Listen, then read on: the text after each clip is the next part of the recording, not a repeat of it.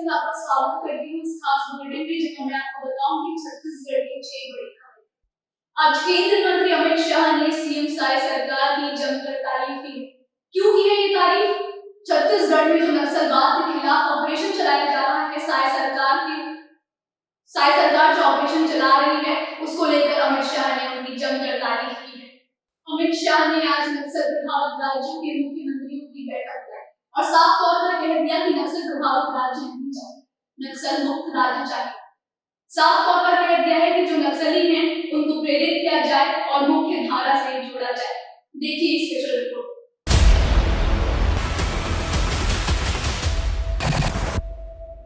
देश के नक्सल प्रभावित राज्यों में जारी नक्सलवाद के खिलाफ चल रहे अभियानों पर एक अहम बैठक आज नई दिल्ली के विज्ञान भवन में आयोजित की गई। इस बैठक की अध्यक्षता केंद्रीय गृह मंत्री अमित शाह ने की, जिसमें छत्तीसगढ़ के मुख्यमंत्री विष्णुदेव साय और अन्य नक्सल प्रभावित राज्यों के मुख्यमंत्रियों ने हिस्सा लिया। इस महत्वपूर्ण बैठक का केंद्र बिंदु छत्तीसगढ़ का हाल ही में सफलतापूर्वक संपन्न हुआ नक्सल विरोधी ऑपरेशन था, जिसमें राज्य की पुलिस ने 31 नक्सलियों को ढेर किया। इस ऑपरेशन में छत्तीसगढ़ पुलिस की कुशल रणनीति और राज्य सरकार की योजनाओं की सफलता पर विशेष चर्चा की गई। बैठक में स्वास्थ्य एवं परिवार कल्याण मंत्री जेपी नड्डा, केंद्रीय गृह राज्य मंत्री नित्यानंद राय तथा छत्तीसगढ़ के उप मुख्यमंत्री विजय शर्मा भी उपस्थित थे। केंद्रीय गृह मंत्री अमित शाह ने इस ऑपरेशन में छत्तीसगढ़ के मुख्यमंत्री विष्णुदेव साय और उनकी टीम के प्रयासों की प्रशंसा की। उन्होंने कहा कि इस वर्ष जनवरी से लेकर अब तक छत्तीसगढ़ के सुरक्षा बलों ने लगभग 194 नक्सलियों को मुठभेड़ में मार गिराया है। वहीं 801 नक्सली गिरफ्तार हुए एवं 442 नक्सलियों ने आत्मसमर्पण किया। उन्होंने कहा आज भी जो युवा नक्सलवाद में लिप्त हैं, उनसे आग्रह है कि हथियार छोड़कर मुख्य धारा से जुड़े। सभी राज्यों ने आपके पुनर्वास के लिए बेहतर योजनाएं बनाई हैं, उनका फायदा लीजिए। मुख्यमंत्री विष्णुदेव साय ने बैठक में नक्सल ऑपरेशन की विस्तृत जानकारी दी। उन्होंने बताया कि कैसे राज्य पुलिस और खुफिया एजेंसियों ने महीनों की मेहनत और प्लानिंग के बाद इस ऑपरेशन को अंजाम दिया। ऑपरेशन में करीब 1000 जवान शामिल थे, जिन्होंने 15 किलोमीटर के दायरे में स्थित गवाड़ी पहाड़ को घेर कर 31 नक्सलियों को ढेर किया। इस ऑपरेशन में कई बड़े नक्सली नेता मारे गए, जिनमें 16 पर कुल 1 करोड़ 30 लाख का इनाम घोषित था। मुठभेड़ में 18 पुरुष और 13 महिला नक्सली मारे गए हैं। श्री साय ने कहा कि प्रधानमंत्री नरेंद्र मोदी और केंद्रीय गृह मंत्री अमित शाह के लगातार मिल रहे मार्गदर्शन में हमने माओवादियों के कोर को तोड़ा। ऐसे एरिया में हमने 32 नए कैंप स्थापित किए, जिसे वो अपनी राजधानी तक कहते थे। उनकी बटालियन के कमांडर हिड़मा के गांव में भी हमने कैंप स्थापित किया और उनकी मां को स्वास्थ्य सुविधाएं उपलब्ध कराई। उन्होंने कहा कि नक्सल प्रभावित क्षेत्रों में विकास कार्यों की गति बढ़ाई गई है। हम निरंतर गांवों तक बुनियादी सुविधाएं पहुंचा रहे हैं, जिसमें शिक्षा, स्वास्थ्य और महिला सशक्तिकरण पर विशेष ध्यान दिया जा रहा है। श्री साय ने कहा कि निकट भविष्य में दक्षिण बस्तर में 29 नए सुरक्षा कैंपों की स्थापना की जाएगी, ताकि नक्सलियों के प्रभाव को पूरी तरह से खत्म किया जा सके।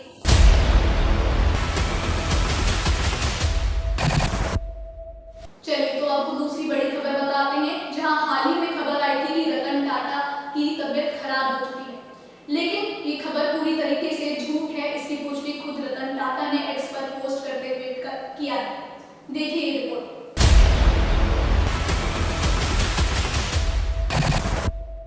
टाटा सन्स के पूर्व चेयरमैन रतन टाटा ने रक्तचाप में गिरावट के कारण अस्पताल में भर्ती होने की खबरों को खारिज कर दिया और इंस्टाग्राम पर अपने फॉलोअर्स को आश्वस्त किया कि वह ठीक हैं।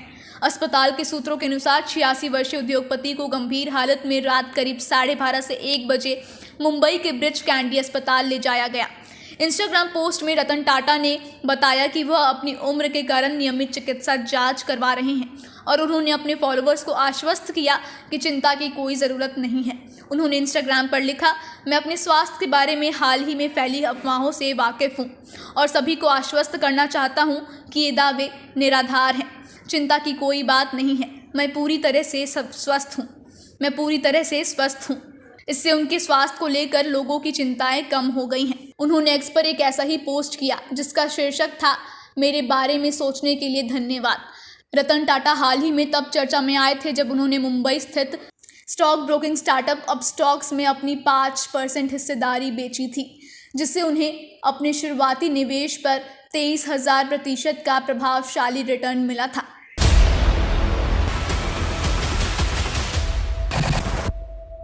तीसरी बड़ी खबर, कांग्रेस ने लोहारडी घटना पर पीएम मोदी को पत्र लिखा है। आखिर क्यों पीएम मोदी को पत्र लिखने की जरूरत पड़ी? क्या था उस पत्र में? क्यों इतना जरूरी पड़ गया कि कांग्रेस को सीधा प्रधानमंत्री मोदी को पत्र लिखना पड़ा? आइए देखिए इस स्पेशल रिपोर्ट में।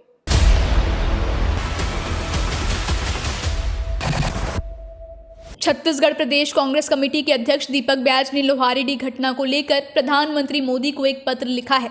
इस पत्र में उन्होंने पीड़ित परिवारों को न्याय दिलाने और घटना में शामिल पुलिस अधिकारियों के खिलाफ एफआईआर दर्ज करने की मांग की है।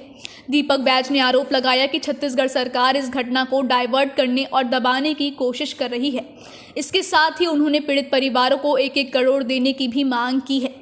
पीसीसी चीफ दीपक बैज ने कहा कि प्रधानमंत्री साहू समाज से आने की बात करते हैं, छत्तीसगढ़ आकर सिर्फ वोट पाने के लिए साहू समाज को याद करते हैं। पीड़ित परिवारों की ओर से प्रदेश कांग्रेस कमेटी ने प्रधानमंत्री को पत्र लिखकर घटना की जांच कराने का आग्रह किया है।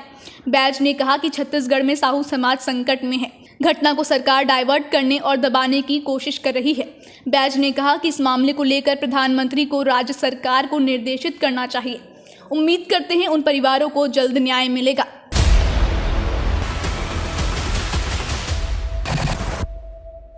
चौथी बड़ी खबर में बात करेंगे एक ऐसे परिवार की। छत्तीसगढ़ में एक ऐसा परिवार है जो गाय की मौत पर खूब रोया और ठीक उसी तरीके से अंतिम यात्रा निकाली जिस तरीके से इंसानों की अंतिम यात्रा निकाली जाती है। ये परिवार गायों को लेकर बहुत ज्यादा संवेदनशील नजर आया। ऐसी भावना देखने को मिली जो हमें शायद कहीं और इससे पहले नहीं देखने को मिली। देखिए ये रिपोर्ट।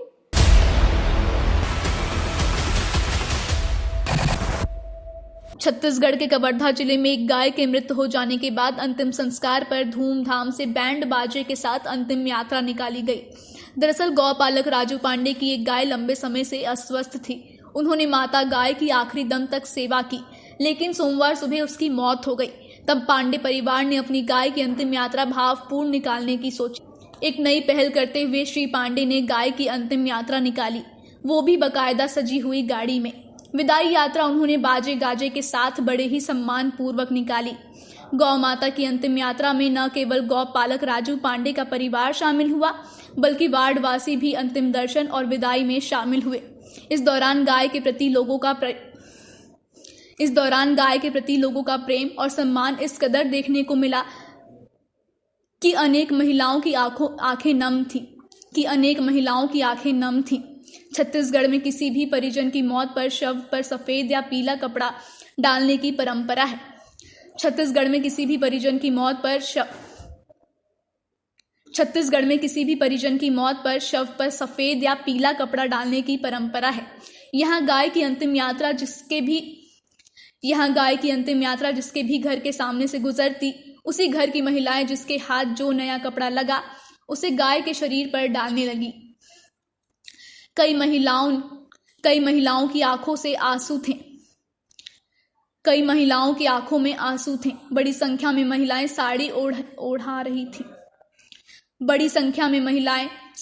उड़ा रही थीं। गाय की अंतिम यात्रा का यह वीडियो सोशल मीडिया में जमकर वायरल हो रहा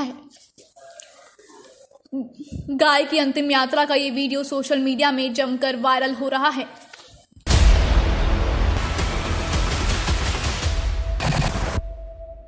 पांचवी बड़ी खबर रायपुर नगर निगम से जुड़ी हुई। नगर निगम में लगातार हंगामा हो रहा है। आज हंगामा इतना बढ़ गया कि एक अधिकारी की निलंबन की मांग होने लगी। कौन है वो अधिकारी और क्यों आखिर उसकी निलंबन की मांग हो रही है? देखिए स्पेशल रिपोर्ट में।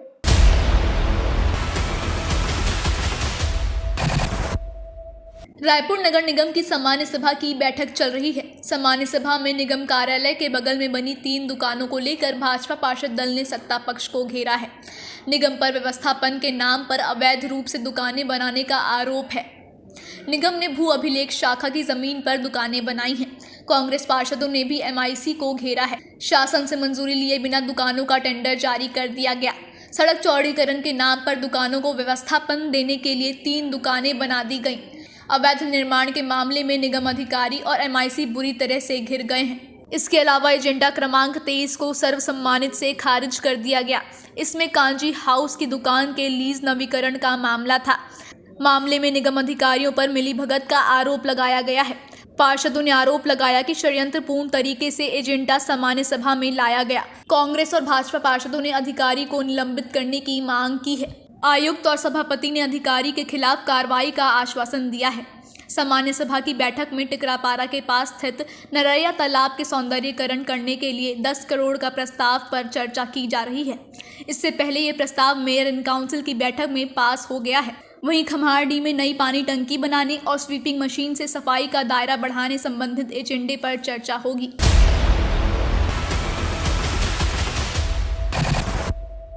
एकीकृत बाल संरक्षण योजना के तहत 18 वर्ष से कम आयु के बच्चों को शिक्षा, चिकित्सा और पोषण तत्व के लिए प्रति माह 4,000 रुपए दिए जाएंगे। देखिए स्पेशल रिपोर्ट।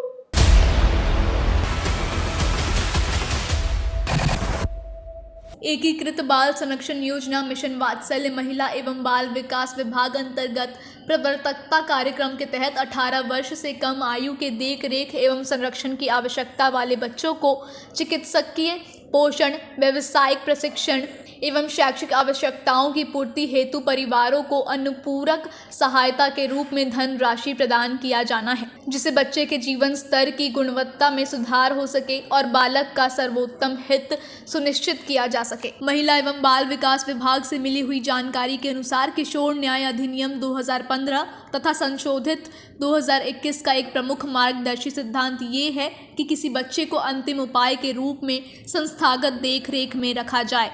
परिवार तथा पारिवारिक वातावरण बच्चों के सर्वांगीण विकास के लिए सर्वाधिक अनुकूल होता है। अतः बच्चों के पूर्णवास और समाज में एकीकरण के लिए परिवार एवं समुदाय आधारित विकल्प में प्रवर्तकता का प्रावधान रखा गया है, जिसके तहत प्रवर्तकता हेतु पात्र बच्चों की शिक्षा, पोषण और स्वास्थ्य संबंधित आवश्यकताओं को पूरा करने के लिए 4,000 रुपये प्रति माह की वित्तीय सहायता प्रदान की जाएगी। प्रवर्तकता के तहत आर्थिक सहायता प्राप्त करने के लिए परिवार की वार्षिक आय ग्रामीण क्षेत्रों के लिए 72,000 रुपये प्रति वर्ष और अन्य क्षेत्रों के लिए 96,000 रुपये प्रति वर्ष से अधिक नहीं होनी चाहिए। प्रवर्तकता कार्यक्रम के तहत मिलने वाली आर्थिक सहायता 18 वर्ष तक की आयु पूर्ण होने तक मिल सकती है।